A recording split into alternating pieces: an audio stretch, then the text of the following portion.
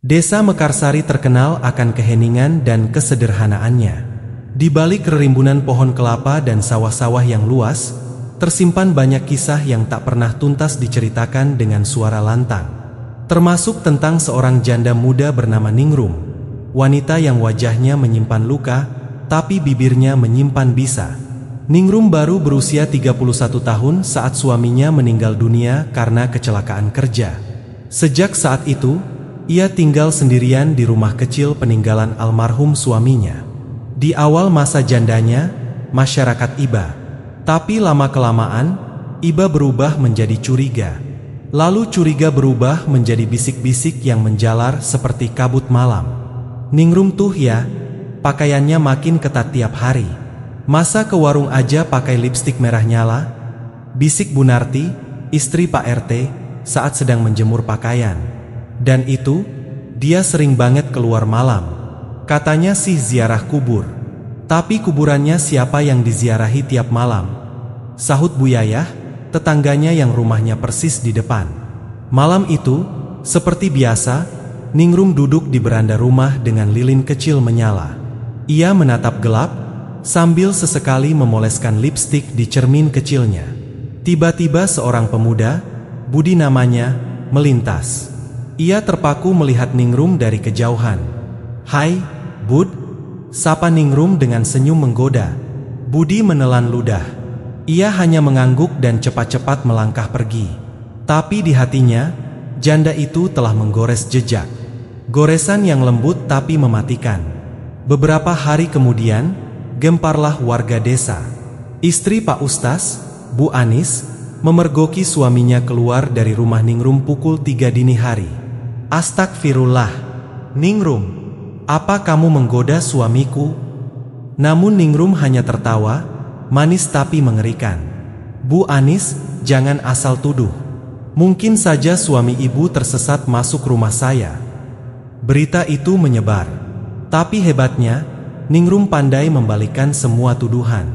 Ia berlagak suci, berkata kepada warga bahwa ia sering diganggu makhluk halus, dan meminta tolong kepada para lelaki untuk menjaga rumahnya di malam hari.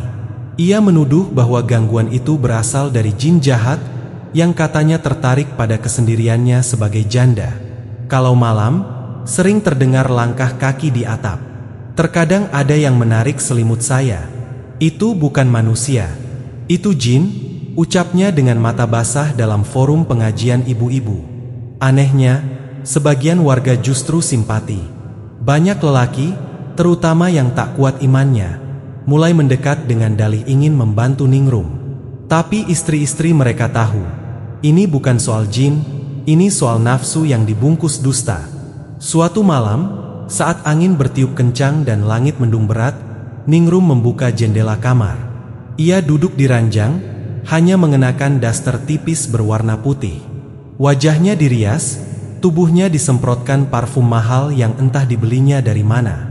Ia menatap ke cermin dan berkata pada bayangannya sendiri, "Kalau jin memang suka padaku, datanglah malam ini.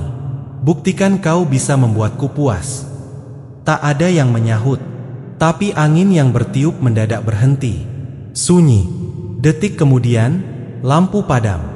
"Siapa di sana?" tanya Ningrum, mendadak gugup. Tapi suara yang menjawab bukan manusia.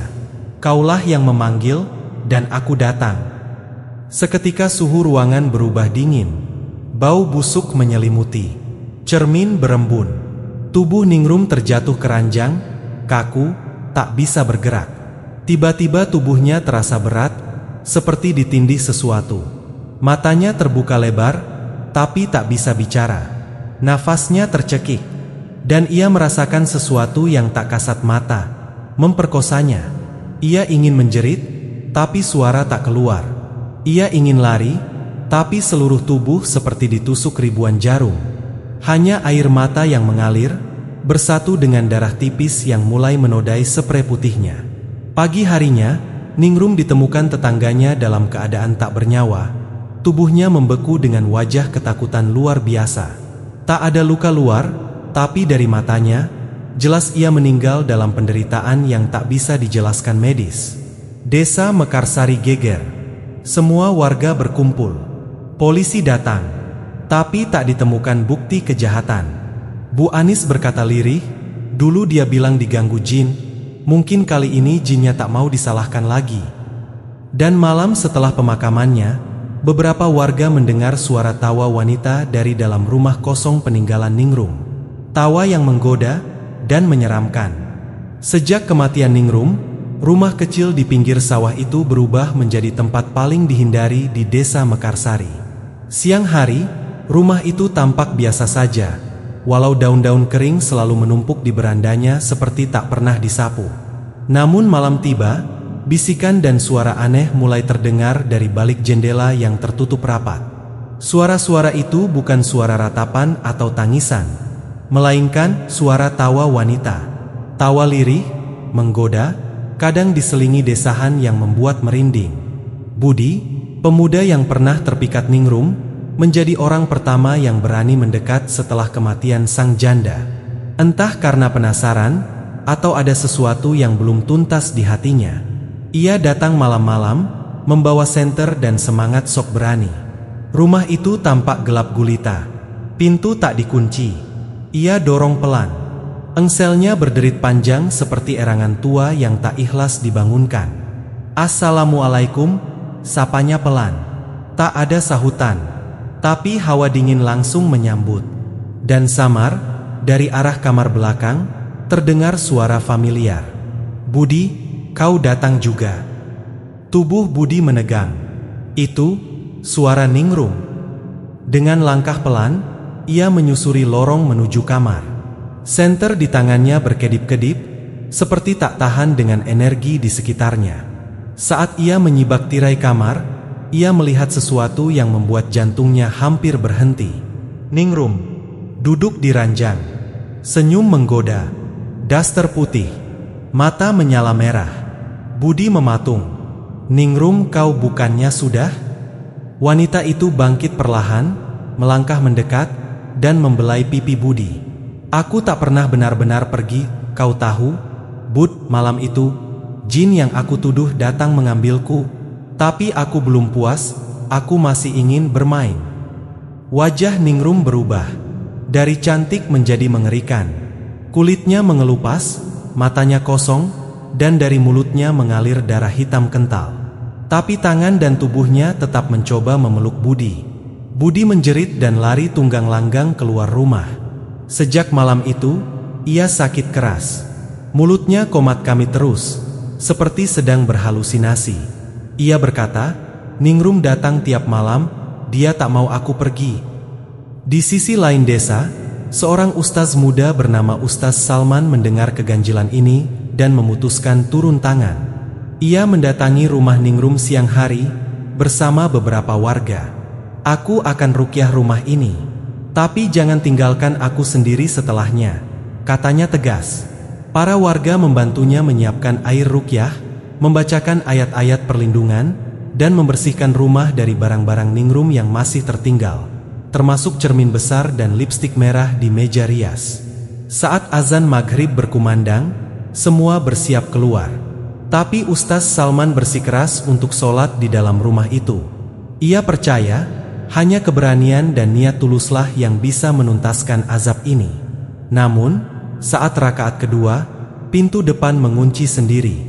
Angin kencang menerpa dari dalam, bukan dari luar. Lampu padam, dan terdengar suara tawa dari arah dapur. "Kau pikir ruqyah bisa usir aku?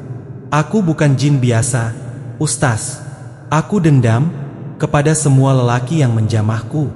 Aku mati dalam kehinaan, dan kini, aku ingin mereka semua ikut ke neraka bersamaku."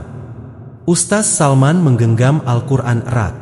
Ia terus membaca ayat kursi, Al-Baqarah, dan ayat-ayat pembakar jin. Tapi tiba-tiba, tubuhnya terdorong keras ke tembok. Bayangan hitam keluar dari balik cermin yang tadi disingkirkan, dan membentuk wujud perempuan. Perempuan itu, Ningrum dalam versi paling mengerikan. Kulitnya gosong, matanya penuh cacing, rambutnya menjuntai hingga lantai. Tapi suaranya masih seperti dulu, merayu, menggodamu jatuh dalam dosa. Namun Ustaz Salman tak goyah. Aku tahu siapa kau sebenarnya. Kau bukan hanya jin, tapi jelmaan dosa yang diundang lewat zina, fitnah, dan dusta. Kembalilah ke tempatmu, wahai makhluk najis. Dengan suara lantang, ia membaca surat Al-Jin ayat 1-5 dan menyiramkan air ruqyah ke arah makhluk itu. Teriakan melengking memenuhi ruangan, dan bayangan Ningrum menghilang dalam kepulan asap hitam. Pintu terbuka. Rumah itu sunyi. Sejak malam itu, rumah Ningrum akhirnya digembok warga. Tak ada yang berani lewat depan rumah itu saat malam. Tapi suara tawa lirih kadang masih terdengar, terutama pada malam Jumat Kliwon. Budi akhirnya meninggal setelah 40 hari sakit. Mulutnya terkunci, dan dalam catatan medis tertulis, gagal saraf mendadak. Tapi warga tahu, itu azab yang disambut pelukan janda penggoda. Ustaz Salman mengingatkan dalam ceramahnya, zina itu bukan hanya menimbulkan dosa, tapi membuka pintu bagi jin, setan, dan azab Allah. Jika seseorang mati dalam keadaan berzina, maka azabnya bisa datang bahkan sebelum tanah menutup tubuhnya. Dan dari kejauhan, rumah Ningrum tetap berdiri, menjadi saksi bahwa fitnah, nafsu, dan dusta yang dibungkus kecantikan bisa jadi undangan bagi neraka turun ke bumi. 3 bulan setelah kejadian ruqyah di rumah Ningrum, warga mulai kembali tenang. Namun itu tak berlangsung lama.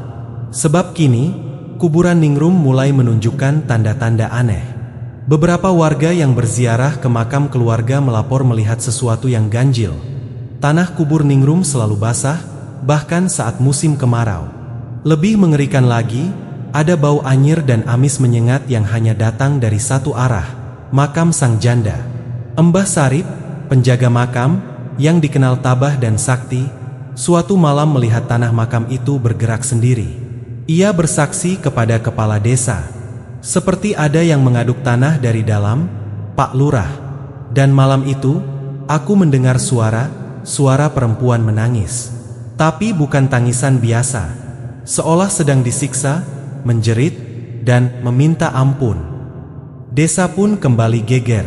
Sementara itu, Ustaz Salman tak tinggal diam. Ia mengundang para ahli ruqyah dari luar kota untuk mengadakan doa bersama dan pembersihan spiritual di area pemakaman. Namun, salah satu dari mereka, Ustaz Zaki, justru mendapat mimpi mengerikan setelah malam pertama.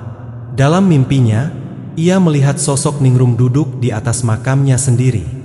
Rambutnya panjang menjuntai, dan perutnya membuncit seperti wanita hamil. Ia merintih, "Aku tak bisa keluar dari sini, karena anak jin itu masih ada dalam rahimku." Ustaz Zaki terbangun dengan tubuh gemetar. Ia tahu ini bukan mimpi biasa. Jin yang memperkosa Ningrum tak hanya mengganggunya di dunia, tapi juga mengikatnya di alam kubur, karena hasil dari hubungan terlarang itu adalah benih kegelapan yang belum dilahirkan. Hari Jumat Kliwon pun tiba. Pukul 2 dini hari, warga dikejutkan oleh teriakan histeris dari kompleks makam. Ketika warga datang membawa obor dan senter, mereka menemukan pemandangan yang tak akan mereka lupakan seumur hidup. Tanah kubur Ningrum terbelah. Dari dalamnya, terlihat sosok perempuan merangkak naik. Wajahnya rusak parah, penuh darah dan tanah, tapi tubuhnya menggeliat seperti ular. Namun sosok itu tak utuh. Perutnya sobek, dan dari dalamnya menyembul tangan-tangan kecil seperti bayi, namun dengan kuku tajam dan mata merah menyala. Sontak warga membaca ayat kursi dan surah Yasin. Ustaz Salman datang tergesa dengan rombongan ruqyah dan langsung membaca ayat-ayat pengusir jin. "Ya Allah, kami berlindung dari azab kubur dan fitnah makhluk yang Engkau murkai. Kembalikan makhluk ini ke tempatnya." Makhluk itu berteriak melengking, lalu tubuhnya terbakar perlahan seperti disiram api tak terlihat. Bau daging terbakar menguar ke langit, dan suara Ningrum terdengar untuk terakhir kalinya. "Aku yang mengundang dosa, aku tak sempat taubat, dan aku ditelan oleh nafsu sendiri." Kubur itu tertutup sendiri. Tak ada satupun warga berani mendekat sampai pagi. Dan sejak malam itu, makam Ningrum tak lagi basah. Tapi bayangannya tetap ada. Ustaz Salman lalu berpesan di hadapan warga dalam khutbah Jumat, Jangan pernah main-main dengan dosa zina. Jangan pernah menutupi kebejatan dengan fitnah dan dusta. Setan menunggu, jin menanti, dan neraka mengintai. Jika mati belum sempat taubat, maka liang kubur pun menolak. Kisah Ningrum menjadi pelajaran mengerikan. Ia bukan hanya wanita penggoda, tapi janda yang mengundang setan lewat hasrat dan fitnah, lalu mengakhiri hidupnya dalam pelukan jin yang ia tuduh, dan kini menjadi penghuni kubur yang tak diterima bumi maupun langit. 6 bulan sudah berlalu sejak makam Ningrum menggegerkan warga desa Mekarsari. Rumahnya tetap kosong, digembok dan dipalang warga. Kuburannya pun dipagari dan diberi tanda khusus agar tak seorang pun mendekat tanpa alasan kuat. Tapi meski semua upaya sudah dilakukan, bayang-bayang Ningrum masih belum hilang. Dan kini, satu demi satu para lelaki yang pernah menjalin hubungan gelap dengannya mulai mendapat balasan. Pak Karno, lelaki setengah baya yang dulu pernah memberi Ningrum uang bulanan, diam-diam tiba-tiba jatuh sakit. Tapi sakitnya tak biasa. Ia sering berteriak sendiri, mengigau tentang tubuh perempuan tanpa wajah yang naik ke atas dadanya setiap malam. Dia duduk di dadaku, dia bilang aku harus ikut bersamanya ke alam yang penuh api, kata Pak Karno suatu malam dengan mata melotot, sebelum akhirnya tewas dalam tidur. Anehnya, jenazahnya membusuk dalam waktu singkat, dan saat dimandikan, ada bekas cakar hitam di dada dan paha. Lalu ada Jono, lelaki muda pengangguran yang dulu sering datang malam-malam ke rumah Ningrum. Warga menemukan jasadnya tergantung di pohon beringin dekat rumah sang janda. Di tanah tempat ia tergantung, tertulis dengan tanah liat yang mengering, "Kau puasiku, kini ikut aku." Desa mulai mencekam. Warga menyadari bahwa jin yang menggauli Ningrum dulu masih gentayangan, dan kini mencari para lelaki yang pernah bersamanya. Seolah para pelaku dosa itu satu persatu ditagih, dipaksa menebus nafsu haram yang mereka nikmati semasa hidup sang janda. Ustaz Salman kembali mengadakan pengajian besar. Dalam tausiahnya, ia menyampaikan dengan suara berat, jin itu tidak akan berhenti. Ia tidak hanya memburu jasad, tapi juga jiwa-jiwa yang belum bertobat. Jika kalian pernah melakukan dosa dengan almarhumah Ningrum, segera bertaubat. Jangan menunggu azab turun. Sontak beberapa lelaki yang selama ini diam mulai ketakutan. Mereka mendatangi Ustaz Salman, mengaku pernah menyentuh Ningrum, meski hanya sekali, dan kini hidup mereka penuh teror. Bayangan wanita rambut panjang muncul di cermin, di belakang pintu, bahkan dalam tidur. Namun tidak semua sempat bertobat. Pak Rahmat, yang selama ini dikenal alim, ternyata punya rahasia. Ia pernah berduaan dengan Ningrum di malam yang tak diketahui siapapun. Ia pura-pura menolak, tapi diam-diam menikmati. Dan kini, tiap malam, tubuhnya gatal-gatal. Ia melihat dirinya sendiri di cermin, tapi dalam wujud perempuan. Rambut panjang, bibir merah, dan mata menyala.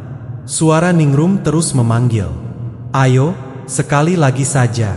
Kau kan masih suka tubuhku."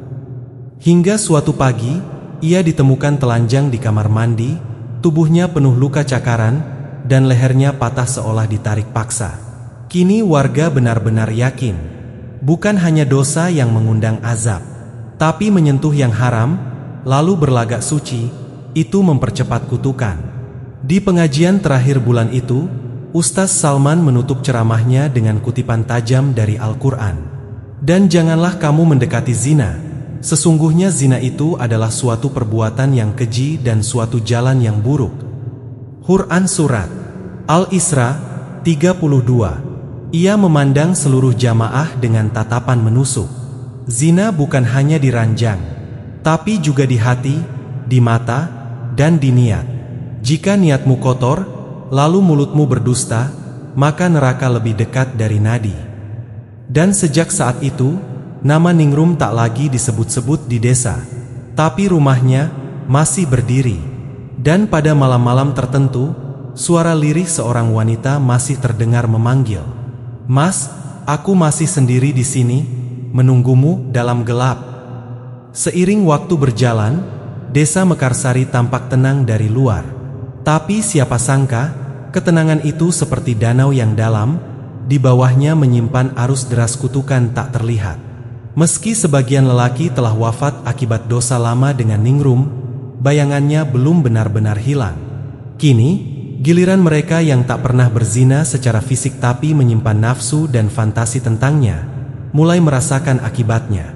Pak Slamet, tukang bangunan yang dulu sering memandangi Ningrum dari kejauhan, kini hidup seperti orang linglung. Ia mendadak tuli, tapi hanya untuk suara manusia.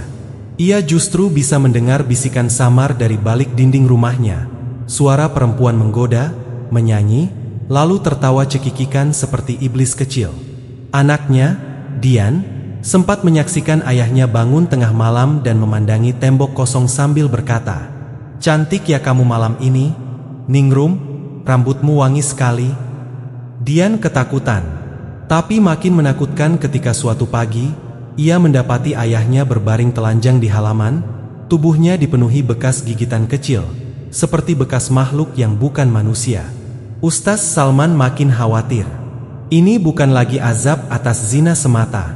Ini sudah masuk ranah istidraj, nikmat dan kelonggaran hidup bagi para pendosa, lalu ditarik paksa ke dalam kutukan ketika mereka tak juga bertobat.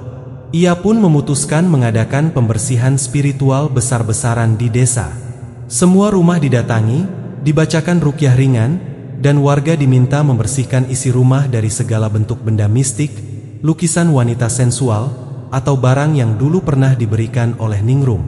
Namun, saat tim ruqyah mendatangi rumah kosong milik Ningrum yang sudah lama dipalang, sesuatu yang mengerikan terjadi. Baru saja pagar dibuka dan langkah pertama masuk halaman rumah, seekor kucing hitam melompat dari atap dan mengeong keras, lalu berubah menjadi asap hitam. Dari balik jendela rumah, terlihat bayangan wanita berdiri, dengan perut sobek, wajah pucat, dan mata merah darah. Terdengar bisikan, "Jangan usik, aku belum selesai memanggil mereka." Ustaz Zaki, yang memimpin ruqyah hari itu, mendadak mimisan dan tubuhnya menggigil hebat. Ia pingsan sebelum sempat membaca ayat pembuka. Malamnya, ia bermimpi didatangi Ningrum yang menangis terseduh. Tapi tangisannya berubah tawa histeris. "Aku mati dalam nista, tapi mereka yang hidup pun kubawa bersamaku. Nafsu mereka belum mati, dan selama itu masih hidup, aku akan terus ada." Kepala desa akhirnya meminta rumah Ningrum dibongkar total, dan lahan bekasnya dijadikan tempat wakaf umum. Namun Ustaz Salman memperingatkan, "Kita boleh merobohkan rumahnya, tapi tidak dengan niat mengusir hantu. Kita harus memutus dosa. Maka, sebelum rumah ini dihancurkan, mari kita buat pengakuan terbuka." Maka diadakanlah malam tobat terbuka. Para lelaki yang pernah berselingkuh, berfantasi, atau menyimpan gambar-gambar haram mulai mengakui dosa di hadapan Allah, bukan demi penghakiman, tapi demi penyucian diri. Tangisan pecah di malam itu. Bahkan beberapa pemuda yang dulu hanya ngintip saat Ningrum mandi dari balik pagar, mengaku dan bersujud. Dan ketika azan subuh berkumandang pagi harinya, langit cerah seperti baru saja selesai dari badai. Rumah Ningrum akhirnya diratakan. Bekas pondasinya digali, lalu ditanam pohon-pohon zaitun kecil dan dijadikan taman doa. Namun warga tahu, kenangan tentang Ningrum tak akan pernah benar-benar hilang. Karena ia bukan sekadar janda penggoda. Ia adalah simbol azab dari dosa yang ditutup dengan topeng pura-pura. Nafsu yang disembunyikan, zina yang dibungkus rapi oleh diam. Dan selama manusia masih menyimpan niat jahat dalam hati, Ningrum akan tetap hidup dalam bisikan malam, dalam mimpi, dan dalam gelap yang menggoda. Kisah Ningrum menjadi catatan kelam yang tak terlupakan dalam sejarah desa Mekarsari. Ia bukan hanya seorang janda dengan kecantikan memikat, melainkan juga sebuah peringatan nyata dari Allah tentang betapa dahsyatnya azab bagi mereka yang hidup dalam kemaksiatan dan fitnah. Meninggal dalam keadaan nista, diperkosa oleh jin yang dulu ia tuduh tanpa alasan, adalah balasan dari lidah yang suka memutarbalikkan kebenaran, tubuh yang diperdagangkan untuk nafsu, dan hati yang tak pernah benar-benar bertobat. Namun, azab itu tak hanya berhenti di liang lahat. Satu persatu lelaki yang pernah mencicipi atau bahkan hanya membayangkan tubuh Ningrum tanpa taubat, mendapat balasannya. Sebagian mati mengenaskan, sebagian hidup dalam ketakutan dan gangguan makhluk tak kasat mata. Nafsu memang sebentar, tapi kutukannya kekal hingga maut. Ustaz Salman mengakhiri semua itu dengan taman doa yang kini berdiri di bekas rumah Ningrum. Sebuah pohon zaitun tumbuh tegak di tengahnya, menjadi simbol kesucian baru dan pengingat bahwa setiap kemaksiatan akan menumbuhkan dahan-dahan azab jika tak ditebang dengan taubat. Dan malam-malam di Mekarsari tak lagi seram. Tapi setiap angin berhembus pelan lewat taman itu, dan daun zaitun bergoyang mesra, sebagian orang masih merasa ada yang mengawasi, masih cantik, masih menggoda, tapi kini hanya untuk membawa nyawa.